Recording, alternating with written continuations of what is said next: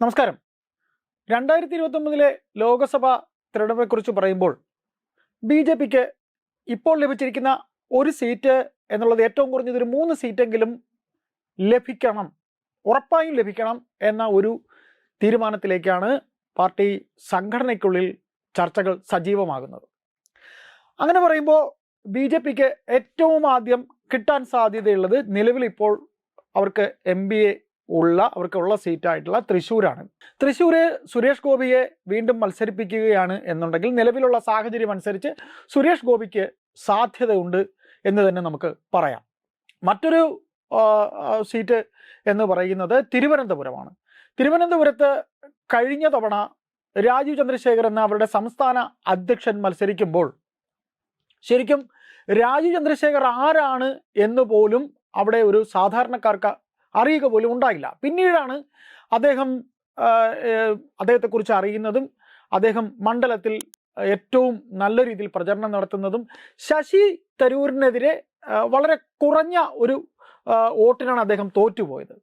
അതുമാത്രമല്ല, ഇപ്പോൾ അദ്ദേഹം തിരുവനന്തപുരത്ത് നേമം മണ്ഡലത്തെ പ്രതിനിധീകരിക്കുന്ന MLA കൂടെയാണ്. ആയതുകൊണ്ട് തന്നെ തിരുവനന്തപുരത്ത് ഇനി ലോക്സഭാ തെരഞ്ഞെടുപ്പിൽ ശശി തരൂർ സ്ഥാനാർത്ഥിയാകാനുള്ള സാധ്യത തീരെ കുറവാണ്.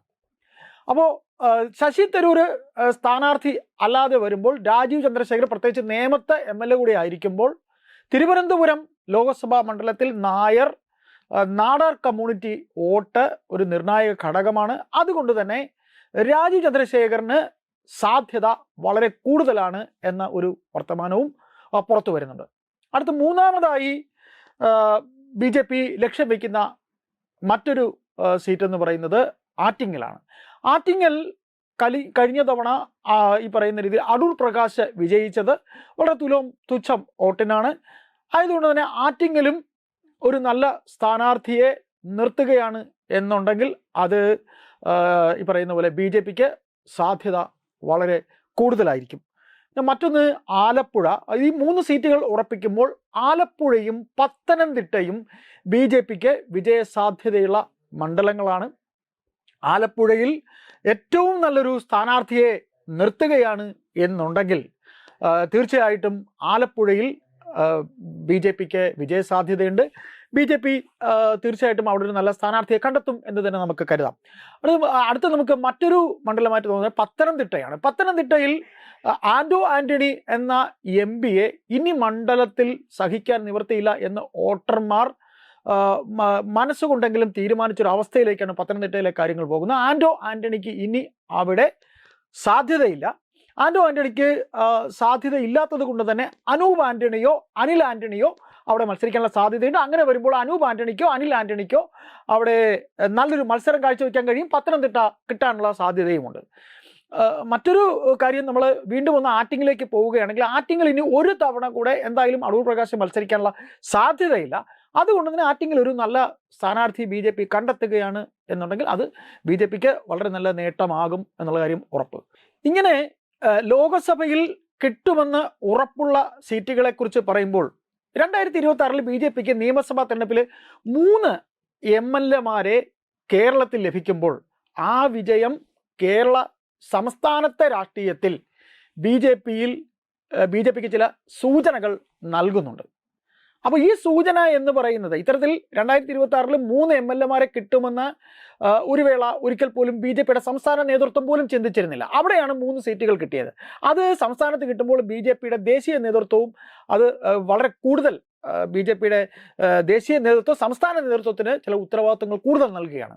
2026 ബി ജെ പി നേടിയ സീറ്റുകളും MLA നമുക്ക് ഒന്ന് നോക്കാം. അപ്പോൾ ആ 3 പേരാണ് ജയിച്ചു വന്നിട്ടുള്ളത്. ഒന്ന് കൊല്ലത്ത് ചാത്തന്നൂര് ഗോപകുമാർ, കഴക്കൂട്ടത്ത് വി മുരളീധരൻ, നേമത്ത് രാജീവ് ചന്ദ്രശേഖർ. അപ്പോൾ 2029 നടക്കാൻ പോകുന്ന ലോക്സഭാ തെരഞ്ഞെടുപ്പിന് ഒരു തരത്തിൽ അല്ലെങ്കിൽ മറ്റൊരു തരത്തിൽ വളരെ വലിയ അഡ്വാൻറ്റേജ് ആണ് ബി ജെ പിക്ക് ഇതിൽ നിന്നുണ്ടാകുന്നത്. പ്രത്യേകിച്ച് നേമത്തെ രാജീവ് ചന്ദ്രശേഖരൻ്റെ വിജയം. 2026 നിയമസഭാ തെരഞ്ഞെടുപ്പിൽ ഇങ്ങനെ കേരളത്തിൽ ബി ജെ പി തങ്ങളുടെ സംഘടനാ ശക്തി കാട്ടുമ്പോൾ ലോക്സഭയിലേക്ക് വരുമ്പോൾ തൃശ്ശൂർ സുരേഷ് ഗോപി മത്സരിക്കും എന്നുള്ളത് തന്നെയാണ് സുരേഷ് ഗോപിക്ക് തന്നെയാണ് ഏറ്റവും വലിയ സാധ്യത. നമ്മളിവിടെ സാധ്യതയുള്ള സ്ഥാനാർത്ഥികൾ ആരൊക്കെയാണ് എന്ന് നമുക്കൊന്ന് പരിശോധിച്ച് നോക്കാം. അപ്പോൾ തൃശ്ശൂര് സുരേഷ് ഗോപിക്ക് തന്നെയാണ് ഇപ്പോഴത്തെ ഏറ്റവും വലിയ സാധ്യത എന്ന് പറയുന്നുണ്ട്. 2029 ഈ സാധ്യത പറയുമ്പോഴും 2029 വരെ അദ്ദേഹം കേന്ദ്രമന്ത്രി ആയിരിക്കുമോ, മണ്ഡലം മാറുമോ, BJP അതോ ഇനി മറ്റൊരു പുതിയ തന്ത്രം സ്വീകരിക്കുമോ എന്നിങ്ങനെയുള്ള കാര്യങ്ങൾ ഇപ്പോൾ നമുക്ക് പറയാൻ കഴിയില്ല. എങ്കിലും തൃശ്ശൂർ BJPക്ക് ലഭിക്കാൻ വളരെയധികം സാധ്യതയുള്ള സീറ്റാണ്. അടുത്തത് ആറ്റിങ്ങൽ മണ്ഡലം കിട്ടാൻ സാധ്യതയുണ്ടെന്ന് നമ്മൾ ഉറപ്പായും കിട്ടാൻ സാധ്യതയുള്ള മണ്ഡലങ്ങളുടെ കാര്യത്തിൽ പറഞ്ഞിരുന്നു. അപ്പോൾ ആറ്റിങ്ങൽ വളരെ മത്സര സാധ്യതയുള്ള, എന്നാൽ BJPക്ക് വിജയ സാധ്യതയുള്ള, അവർ ഗൗരവത്തോടെ കാണുന്ന ഒരു മണ്ഡലമാണ്. മേൽപ്പറഞ്ഞ പോലെ 2026 പുറത്തിറക്കിയ സംഘടനാ റിപ്പോർട്ടിൽ ആറ്റിങ്ങൽ ലോകസഭാ മണ്ഡലത്തിൽ പ്രഭാരിയായി കെ സുരേന്ദ്രന്റെ പേര് തന്നെയാണ് പരിഗണിക്കുന്നത്. ഇത് പറയുമ്പോൾ പണ്ടത്തെ BJPയുടെ ഒരു തിരഞ്ഞെടുപ്പ് നയമുണ്ടായിരുന്നു. തിരഞ്ഞെടുപ്പ് അടുത്ത് വരുമ്പോഴാണ് സ്ഥാനാർത്ഥിയെ കൊണ്ടുവരുന്നത്, സ്ഥാനാർത്ഥിയെ മണ്ഡലത്തിലേക്ക് പ്രചരണത്തിനായി ഇറക്കുന്നത്. അപ്പോൾ ആ ഒരു രീതിയൊക്കെ മാറുകയാണ്. 2029 ലോകസഭാ തിരഞ്ഞെടുപ്പ് വരെ ഒരു മണ്ഡലത്തിൽ സ്ഥിരമായി പ്രവർത്തിക്കുക, സംഘടന കെട്ടിപ്പടുക്കുക, പ്രാദേശികമായിട്ടൊക്കെ തന്നെ അവിടെ ജനങ്ങളുമായി അടുക്കുക, അവിടെ തന്നെ നേതാവിനെ അവിടെ പ്രാദേശികമായുള്ളൊരു അടുപ്പമൊക്കെ ഉണ്ടാക്കിയ ശേഷം സ്ഥാനാർത്ഥിയാക്കുക. ഇതാണ് BJP വരുന്ന 2029 ലോക്സഭാ തെരഞ്ഞെടുപ്പിൽ അവർ നടപ്പാക്കാൻ പോകുന്ന വളരെ പ്രധാനപ്പെട്ട തന്ത്രങ്ങളിൽ ഒന്ന്. മറ്റൊരു മണ്ഡലം നമ്മുടെ അല്പം മുമ്പ് പറഞ്ഞുപോയ പത്തനംതിട്ടയാണ്. അവിടെ അനിൽ ആന്റണിയോ അതോ അനൂപ് ആന്റണിയോ ആയിരിക്കും BJPയുടെ സ്ഥാനാർത്ഥി. ഈ കഴിഞ്ഞ തവണ തന്നെ ഈ പറയുന്ന രീതിയിൽ ആന്റണി പത്തനംതിട്ടയിൽ നിന്ന് ജയിച്ചു വരുമ്പോൾ വളരെ കുറഞ്ഞൊരു ഭൂരിപക്ഷത്തിലാണ് ആന്റണി ജയിച്ചത്. ആന്റണിയെ ഇനി മണ്ഡലത്തിൽ തങ്ങൾക്ക് MP ആയി വേണ്ട എന്നൊരു നിലപാടിലേക്ക് അവിടെ ഈ പറയുന്ന രീതിയിൽ ക്രിസ്ത്യൻ സമുദായം, അവിടുത്തെ ആ സമുദായം കണ്ടിരിക്കുന്നു എന്ന വാർത്തകൾ വരുമ്പോൾ കേരളത്തിൽ BJPക്ക് ഏറെ പ്രാധാന്യം ഈ പറയുന്ന രീതിയിൽ പത്തനംതിട്ടയിൽ ഉണ്ട്. അപ്പോൾ അനൂപ് ആന്റണിയെ ആണ് പ്രഭാരി സ്ഥാനത്തേക്ക് പരിഗണിക്കുന്നത്. അതിനാണ് സാധ്യത കൂടുതൽ. 2029 സാധ്യത പട്ടികയിൽ അനൂപ് ആന്റണിയും അനിൽ ആന്റണിയുടെയും പേരുകളുണ്ട്. പത്തനംതിട്ടയിൽ ഇവർ രണ്ടുപേരുടെയും പേരുള്ളപ്പോൾ അവർക്ക് പുറമെ അനൂപ് ആന്റണിക്കും അത് ഈ പറയുന്ന രീതിയിൽ അനിൽ ആന്റണിക്കും പുറമെ മറ്റൊരു ക്രിസ്ത്യൻ മുഖത്തിനെയും ചിലപ്പോൾ മത്സരിപ്പിക്കാൻ സാധ്യതയുണ്ട്. അങ്ങനെയുള്ള സാധ്യതകളും BJPയുടെ ദേശീയ നേതൃത്വം കാണുന്നുണ്ട്. കേരളത്തിലെ ഏറ്റവും വലിയ BJPയുടെ ദീർഘകാല ലക്ഷ്യങ്ങളിൽ ഒന്നാണ് ക്രിസ്ത്യൻ വോട്ടർമാരിലേക്ക് കൂടുതൽ കടന്നു കയറുക എന്നുള്ളത്. അത് അവർ ഏതാണ്ട് എത്തി എന്നുള്ളത് ഈ കഴിഞ്ഞ നിയമസഭാ തെരഞ്ഞെടുപ്പിൽ അനൂപ് ആന്റണിക്ക് തിരുവല്ല മണ്ഡലത്തിൽ അദ്ദേഹത്തിന് കിട്ടിയ വോട്ടിന്റെ പെർസെൻറ്റേജ് വെച്ച് നോക്കിയാൽ തന്നെ അറിയാൻ കഴിയും. അപ്പോൾ വോട്ടർമാരിലേക്ക് കൂടുതൽ കടന്നു കയറുന്ന ആ തന്ത്രം പ്രയോഗിക്കുക എന്നുള്ളത് തന്നെ അനൂപ് ആന്റണിയോ അതിന് യോജിച്ച ആൾ എന്ന രീതിയിൽ, അനൂപ് ആന്റണിക്ക് ഒപ്പം യോജിച്ച ആളെന്ന രീതിയിൽ അനിൽ ആന്റണിയോ എന്നുള്ളതാണ് ഇനി തീരുമാനിക്കാനുള്ളത്. ഏതായാലും 2026 നടന്ന നിയമസഭാ തെരഞ്ഞെടുപ്പിൽ BJPയുടെ കേരളത്തിൽ പ്രയോഗിച്ച തന്ത്രങ്ങളിൽ ഈ ക്രിസ്ത്യൻ വോട്ട് സമാഹരിക്കുക എന്നുള്ളത് ഒരു വലിയ തന്ത്രം തന്നെയായിരുന്നു. ആ തന്ത്രം അവരുടെ സംഘടനയുടെ BJPയുടെ ദേശീയ നേതൃത്വം കേരള ഘടകത്തിന് അല്ലെങ്കിൽ ദേശീയ നേതൃത്വത്തിൻ്റെ ഏറ്റവും വലിയൊരു ടാർഗറ്റ് തന്നെയായിരുന്നു. ഇനി പത്തനംതിട്ട കഴിഞ്ഞ് നമ്മൾ ആലപ്പുഴയിലേക്ക് വരുമ്പോൾ ആലപ്പുഴയിൽ ശോഭ സുരേന്ദ്രൻ്റെ പേരാണ് കേൾക്കുന്നത്. ആലപ്പുഴയിലും BJP നേരത്തെ തന്നെ ആളെ ഇറക്കാനുള്ള ശ്രമത്തിലാണ്. സംഘടനയുടെ റിപ്പോർട്ടുകളിലൊക്കെ തന്നെ ശോഭ സുരേന്ദ്രൻ്റെ പേരാണ് ഒന്നാമതായിട്ട് ഉള്ളത്. രണ്ടാമതായി സന്ദീപ് വചസ്പതിയുടെ പേരും കേൾക്കുന്നുണ്ട്. ഇവർ രണ്ടുപേരിൽ ഒരാളെ ആയിരിക്കും തീർച്ചയായിട്ടും പ്രഭാരിയായിട്ട് ഈ പറയുന്ന രീതിയിൽ ആലപ്പുഴയിൽ പരിഗണിക്കുന്നത്. എങ്കിലും ശോഭ സുരേന്ദ്രനായിരിക്കും കൂടുതൽ സാധ്യത. കൂടുതലും ഇങ്ങനെ പറയുമ്പോൾ ഇത്രയും നമ്മൾ പറയുമ്പോൾ 2029 BJP സ്ഥാനാർത്ഥിയായിട്ട് ഏതാണ്ട് ഉറപ്പായി ശോഭയുടെ പേര് പറയും. ഈ അവസരത്തിൽ ചിലപ്പോൾ നമുക്ക് ശോഭ തന്നെയാണോ എന്ന് ചിലപ്പോൾ പറയാൻ കഴിയില്ല. കാര്യം മാറി വരുന്ന രാഷ്ട്രീയ സാഹചര്യം ആലപ്പുഴയിൽ ചിലപ്പോൾ ശോഭ സുരേന്ദ്രനോ അല്ലെങ്കിൽ സന്ദീപ് വചസ്പതിയോ അതിനപ്പുറം മറ്റൊരു പുതിയ മുഖമോ. കാര്യം ആലപ്പുഴ എന്ന് പറയുമ്പോൾ SNDP സമുദായത്തിൻ്റെ വോട്ട്, മറ്റ് ഏറ്റവും കൂടുതൽ രാഷ്ട്രീയം ഏറ്റവും കൂടുതൽ CPM രാഷ്ട്രീയം കലുഷിതമായിരിക്കുന്ന ഒരു മണ്ഡലം കൂടിയാണ്.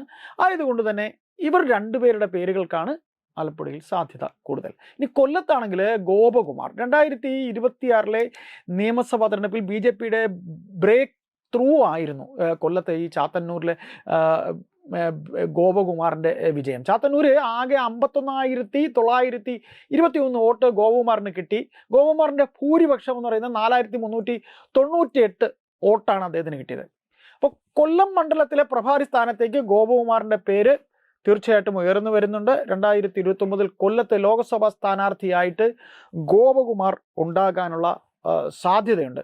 പക്ഷെ ഇവിടെ കൊല്ലത്ത് ഗോപകുമാറിൻ്റെ പേര് പറയുമ്പോഴും BJP അത്ര കണ്ട് ഈ സീറ്റ് ഉറപ്പിക്കുമോ എന്ന കാര്യത്തിൽ ഒരു സംശയമുണ്ട്. കാര്യം പ്രേമചന്ദ്രൻ എന്ന RSPയുടെ UDFന്റെ കാൻഡിഡേറ്റ് മത്സരിക്കുകയാണ് എന്നുണ്ടെങ്കിൽ വളരെ തീ പാറുന്ന ഒരു മത്സരം കൊല്ലത്ത് BJPക്ക് നേരിടേണ്ടി വരും. ഇപ്പോഴത്തെ ഒരു സാധ്യത അനുസരിച്ച് ഗോപകുമാർ പ്രഭാരിയായി കൊല്ലത്ത് അദ്ദേഹത്തിൻ്റെ പ്രവർത്തനം ആരംഭിച്ചു കഴിഞ്ഞു, അല്ലെങ്കിൽ ആരംഭിക്കും എന്ന് തന്നെയാണ് റിപ്പോർട്ടുകൾ വരുന്നത്. ഇങ്ങനെ ലോക്സഭാ സീറ്റുകളെ കുറിച്ച് പറയുമ്പോൾ 2026 BJPക്ക് നിയമസഭാ തെരഞ്ഞെടുപ്പിൽ 3 MLA ലഭിക്കുമ്പോൾ ആ വിജയം കേരള സംസ്ഥാന രാഷ്ട്രീയത്തിൽ BJPക്ക് ചില നല്ല സൂചനകൾ നൽകുന്നുണ്ട് എന്ന് നമ്മൾ നേരത്തെ പറയുകയുണ്ടായി. ആ സൂചനകളുടെ അടിസ്ഥാനത്തിൽ BJP നേടിയ സീറ്റുകളും MLAമാരും നമ്മൾ നേരത്തെ പറഞ്ഞു. ചാത്തന്നൂര്, നേമം, കഴക്കൂട്ടം. 2029 നടക്കാൻ പോകുന്ന ലോക്സഭാ തെരഞ്ഞെടുപ്പിന് ഒരു തരത്തിൽ അല്ലെങ്കിൽ മറ്റൊരു തരത്തിൽ വളരെ വലിയ അഡ്വാൻറ്റേജ് ആയിരിക്കും ഉണ്ടാകാൻ പോകുന്നത്. ഇങ്ങനെ തിരുവനന്തപുരത്തും കൊല്ലത്തും, തിരുവനന്തപുരത്ത് 2 MLAമാരും കൊല്ലത്ത് ചാത്തന്നൂർ ഒരു MLA ഉണ്ടാകുമ്പോൾ പാർട്ടിയുടെ ഘടന, പ്രത്യേകിച്ച് കേരളത്തിലെ തെക്കൻ ജില്ലകളായിട്ട് ഉള്ള 2 ജില്ലകളിൽ സംഘടനാ ഘടനയുണ്ടാക്കാൻ, നല്ലൊരു ഘടനയുണ്ടാക്കാൻ കഴിയും. അതുകൊണ്ട് BJP തീർച്ചയായും ഈ അവസരത്തിൽ ചെയ്യാൻ പോകുന്ന പ്രധാന കാര്യം 2029 സ്ഥാനാർത്ഥികളെ ഇലക്ഷൻ പ്രഖ്യാപിച്ചതിന് ശേഷം ഒരാളെ കണ്ടെത്തുക എന്നതല്ല, പകരം 2026 മുതൽ 2029 വരെ തുടർച്ചയായി ഒരാളെ മണ്ഡലത്തിൽ പ്രവർത്തിപ്പിക്കുക എന്ന രീതി ആയിരിക്കും BJP അവലംബിക്കുക. BJPയുടെ സംഘടനാ റിപ്പോർട്ടുകൾ പ്രകാരം BJP ഇതിനായി ഏതാണ്ട് എല്ലാ ലോക്സഭാ മണ്ഡലങ്ങളിലേക്കും പ്രഭാരിമാരെ നേരത്തെ നിയമിക്കാനാണ് തീരുമാനം. ഇതുവരെ BJP കേരളത്തിൽ ചെയ്തിരുന്ന രീതികളിൽ നിന്ന് തികച്ചും വ്യത്യസ്തമാണ് ഇങ്ങനെ പ്രഭാരികളെ തീരുമാനിക്കുന്നതിനൊപ്പം മണ്ഡലം കേന്ദ്രീകരിച്ച് സമയത്ത് മാത്രം വരാതെ അല്ലാതെ ചില സ്ഥിരം മുഖങ്ങളെ കൊണ്ടുവരികയും പത്തനംതിട്ട, കോട്ടയം, ആലപ്പുഴ, എറണാകുളം, ഇടുക്കി, തൃശ്ശൂർ തുടങ്ങിയ മേഖലകളിൽ 2026 നിയമസഭാ തെരഞ്ഞെടുപ്പിൽ BJP ഉപയോഗിച്ച വലിയ തന്ത്രമായിരുന്ന ക്രിസ്ത്യൻ മേഖലകളിലെ വോട്ടുകൾ, ക്രിസ്ത്യൻ മേഖലകളിലെ ബാന്ധവം വീണ്ടും പരീക്ഷിക്കുക എന്നുള്ളത് തന്നെയായിരിക്കും. ഇത് നമ്മൾ നേരത്തെ പറഞ്ഞതാണ്. അപ്പോൾ ഈ പറയുന്ന പോലെ NDA എന്ന് പറയുന്ന മുന്നണിയെ വിപുലീകരിക്കുക. കേരളത്തിൽ ഇപ്പോൾ അതായത് 2029 ലോക്സഭാ തെരഞ്ഞെടുപ്പ് നടക്കാൻ പോകുമ്പോഴുള്ള സാമൂഹികമായ ഒരു അന്തരീക്ഷം കൂടെ നോക്കിയിട്ട്, ഇപ്പോൾ കഴിഞ്ഞ തവണ 2026 2020 കൂടെ കൂട്ടിയതുപോലെ ചില പുതിയ കക്ഷികളെയും കൂടെ കൂട്ടാനായിട്ടും ശ്രമിക്കും. ഇതിനെല്ലാം പുറമെ നഗരത്തിലെ വോട്ടർമാരെ കൂടുതൽ അടുപ്പിക്കുക, പ്രത്യേകിച്ച് തിരുവനന്തപുരം, കൊച്ചി, തൃശ്ശൂർ, പാലക്കാട് മേഖലകളിൽ സോഷ്യൽ മീഡിയയിലൂടെ, അതായത് 2029 വരെ ഓരോ ബൂത്തിലും വോട്ടർ മാപ്പിംഗ് കുടുംബങ്ങളുമായിട്ട്, അതായത് എല്ലാ മണ്ഡലത്തിലെ എല്ലാ കുടുംബങ്ങളുമായിട്ട് ബന്ധം സ്ഥാപിക്കുക, യുവജനങ്ങളുമായിട്ട് കൂടുതൽ അടുക്കുക, വനിതാ നെറ്റ്വർക്ക്, വനിതകളുമായിട്ടുള്ള അടുപ്പം, ആ നെറ്റ്വർക്ക് വിപുലീകരിക്കുക, സോഷ്യൽ മീഡിയ ഗ്രൂപ്പ് ഉണ്ടാക്കുക, ബൂത്ത് ലെവൽ വാട്സപ്പ് ഗ്രൂപ്പ് ഉണ്ടാക്കുക, ഇങ്ങനെയൊക്കെയുള്ള പുതിയ രീതികൾ, ഇവയെല്ലാം കൂടുതലും ശക്തമാക്കാനുള്ള, ഈ പറഞ്ഞ കാര്യങ്ങളൊക്കെ കൂടുതൽ ശക്തമാക്കാനുള്ള സാധ്യതയുണ്ടാകും. ഇങ്ങനെ പറയുമ്പോൾ 2029 BJPയുടെ സാധ്യത പട്ടിക ഈ പറയുന്നത് ഔദ്യോഗികമായിട്ടുള്ളതല്ല. ഈ പറയുന്നത് എന്നാൽ ഏറ്റവും ശക്തമായി കേൾക്കുന്ന, ഇത് ഔദ്യോഗികമായിട്ട് വന്നിരിക്കുന്ന പേരുകളല്ല, എന്നാൽ ഏറ്റവും ശക്തമായിട്ട് കേൾക്കുന്ന പേരുകളാണ്. ഇത് തുടക്കം മുതൽ ഇതുവരെ പറഞ്ഞത് BJP പരീക്ഷിക്കാൻ സാധ്യതയുള്ള ഏറ്റവും ഉറപ്പായി ലഭിക്കുന്ന 3 സീറ്റുകളിലെ സ്ഥാനാർത്ഥികൾ ആരൊക്കെയായിരിക്കും എന്നായിരുന്നു. ഇനി നമുക്ക് മറ്റു ചില മണ്ഡലങ്ങളിൽ ആരൊക്കെയായിരിക്കും പരീക്ഷിക്കാൻ പോകുന്നത് നമുക്ക് നോക്കാം. പാലക്കാട് C. കൃഷ്ണകുമാർ അല്ലെങ്കിൽ പുതിയ ഒരു ശക്തനായ സ്ഥാനാർത്ഥിയായിരിക്കും. പിന്നെ കാസർഗോഡ് ML അശ്വനി ആണ് ഏറ്റവും കൂടുതൽ പറഞ്ഞു കേൾക്കുന്നത്. ഇല്ലെന്നുണ്ടെങ്കിൽ K. സുരേന്ദ്രനും ചിലപ്പോൾ വന്നേക്കാം. കോട്ടയത്ത് തുഷാർ വെള്ളാപ്പള്ളിയോ പറ്റിയ മറ്റൊരു NDA മുഖമോ കോട്ടയത്ത് മത്സരിക്കുന്നുണ്ട്. എറണാകുളത്ത് BJPയുടെ മുതിർന്ന ഒരു നേതാവിനെ തന്നെ മത്സരിപ്പിക്കും. കാര്യം എറണാകുളം കോൺഗ്രസിന് എപ്പോഴും കോൺഗ്രസിന് വളരെ വളക്കൂറുള്ള ഒരു മണ്ഡലമാണ്. അതുകൊണ്ട് വളരെ ആലോചിച്ച് കൃത്യമായിട്ടൊരു മുതിർന്ന BJP നേതാവിനെ ആയിരിക്കും എറണാകുളത്ത് മത്സരിപ്പിക്കുക. മറ്റൊരു പ്രധാനപ്പെട്ട സൂചന, ഏത് രാഷ്ട്രീയ സൂചനകൾ പ്രകാരം, അതായത് ഇപ്പോൾ നടക്കുന്ന രാഷ്ട്രീയ സൂചനകൾ പ്രകാരം BJPയുടെ നീക്കം 2029 കേരളത്തിൽ 1 അല്ലെങ്കിൽ 2 സീറ്റ് അല്ല. എന്നുവെച്ചാൽ ഇപ്പോഴത്തെ സമകാലിക രാഷ്ട്രീയ സാഹചര്യം അനുസരിച്ച് 1 2 സീറ്റല്ല, മറിച്ച് അതിലും കൂടുതൽ സീറ്റാണ് അവർ പ്രതീക്ഷിക്കുന്നത്. 2026 നിയമസഭയിൽ 3 സീറ്റ് കേരളത്തിൽ നേടി. അത് മാത്രമല്ല, ഈ പറയുന്ന രീതിയിൽ തിരുവനന്തപുരം കോർപ്പറേഷൻ വരെ ഇപ്പോൾ BJPയാണ് ഭരിക്കുന്നത്. അതുകൊണ്ട് തന്നെ BJPയുടെ പുതിയ ദേശീയ നേതൃത്വം 2029 ലക്ഷ്യമിട്ടുകൊണ്ടുള്ള പുനഃസംഘടനയാണ് ഇപ്പോൾ നടത്തിയിരിക്കുന്നത്. അപ്പോൾ നമ്മൾ ഈ പറയുന്നത് കേരളത്തിൽ ഇനി വരാൻ പോകുന്ന ലോകസഭാ തിരഞ്ഞെടുപ്പിൽ ഉറപ്പായി ലഭിക്കുന്ന സീറ്റുകൾ BJPക്ക് അത് ഏതൊക്കെയെന്ന് ചോദിച്ചാൽ തിരുവനന്തപുരം ഉറപ്പിക്കാം, കേരളത്തിൽ തൃശ്ശൂരും ഉറപ്പിക്കാം. ഏറ്റവും നല്ല മത്സരങ്ങൾ നടക്കുന്ന 2 മണ്ഡലങ്ങൾ ആറ്റിങ്ങലും പത്തനംതിട്ടയുമാണ്. അപ്പോൾ 3 സീറ്റ് നിയമസഭാ തിരഞ്ഞെടുപ്പിൽ BJPക്ക് കിട്ടിയെങ്കിൽ എന്തുകൊണ്ട് ലോകസഭാ തിരഞ്ഞെടുപ്പിൽ ഈ പറയുന്ന പോലെ 1 നിന്ന് 5 അല്ലെങ്കിൽ 7 BJPക്ക് പോകാൻ പോകാതിരിക്കാൻ കഴിയുന്നില്ല? അത് കഴിയണം എന്ന് തന്നെയാണ് ദേശീയ നേതൃത്വം സംസ്ഥാന നേതൃത്വത്തിന്, അതായത് ഇപ്പോൾ അഖിലേന്ത്യാ സെക്രട്ടറിയായി സുരേന്ദ്രൻ വന്നിരിക്കുന്നു, അനിൽ ആന്റണി വന്നിരിക്കുന്നു. വളരെ വലിയൊരു മാറ്റം BJPയെ സംബന്ധിച്ച്.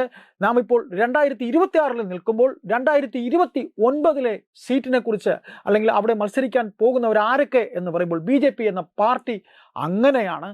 അവർ മുൻകൂട്ടിയാണ് പല കാര്യങ്ങളും ചെയ്യുന്നത്. തങ്ങൾക്ക് വരുന്ന ഡ്രോബാക്കുകളിൽ പിടിച്ചുകൊണ്ടാണ് അവർ തങ്ങളുടെ ആ ഡ്രോബാക്കുകൾ ഊന്നിക്കൊണ്ട് മുന്നേറാനുള്ള ഒരു ശ്രമം എന്നും കാണിക്കുന്ന ഒരു പാർട്ടിയാണ്. നിതിൻ നബീൻ എന്ന അഖിലേന്ത്യാ പ്രസിഡന്റും അദ്ദേഹം തയ്യാറാക്കിയിരിക്കുന്ന പുതിയ BJPയുടെ ദേശീയ നേതൃത്വവും കേരളത്തെ വളരെ ദീർഘവീക്ഷണത്തോടെയാണ് നോക്കിക്കാണുന്നത്. അപ്പോൾ 2029 കുറിച്ച് ഈ പറഞ്ഞതല്ല, ഇതിലും പുതിയ ഡെവലപ്മെന്റ്സുകൾ ഉണ്ടാകും. അപ്പോൾ നമുക്ക് തുടർന്നും ആ വിഷയങ്ങളെക്കുറിച്ച് നമുക്ക് സംസാരിക്കാം. നന്ദി, നമസ്കാരം.